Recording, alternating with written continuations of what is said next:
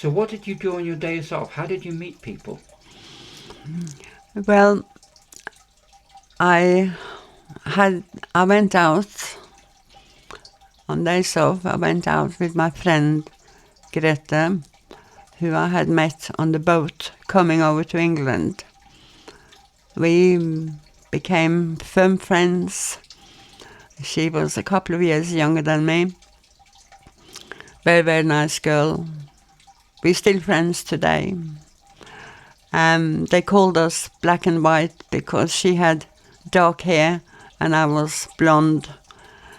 And we went out together, mostly meeting places were like the 50s styles ice cream parlors, or which today we probably call tea places or coffee shops.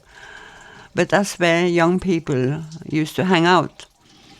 Obviously, being tourists in our own right, we went to museums, we went sightseeing, we looked at the fashion shops in King's Road, and there were lots and lots to do. We went to the cinema, and it was just very nice.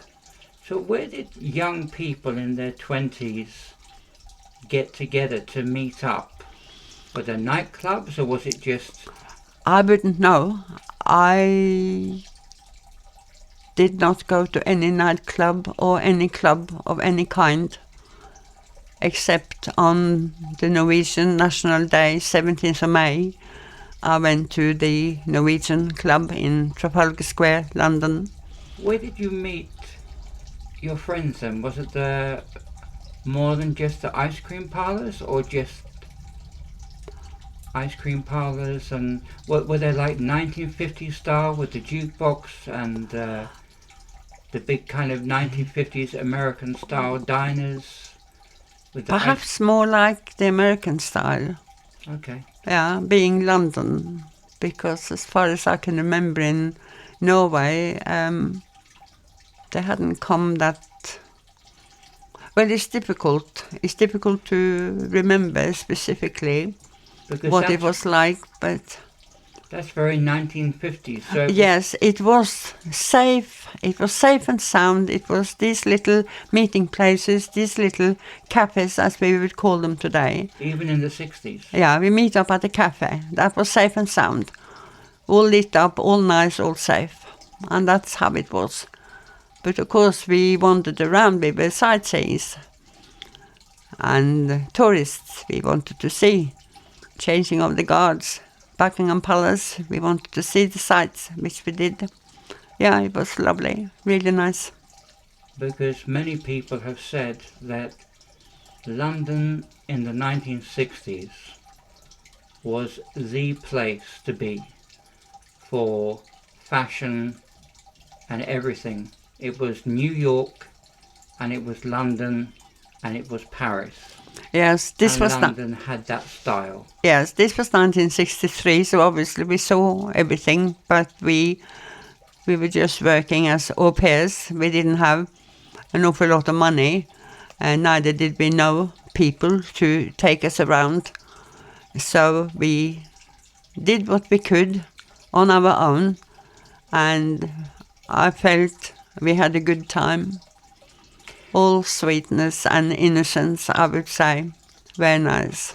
Did you meet any other interesting people who became your friends other than your other friend Grethe? While you were working at this Lord and Lady's townhouse? No.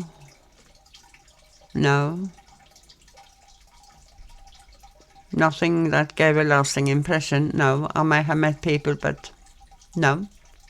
Okay. So it was pretty much just you and the other Grethe, your partner in crime, black and white. Yes. Going around London. Yes. We may have met people, we may have got to know people, young people, but it was very fleeting. It was nothing permanent. So she was your best friend then, fairly early on.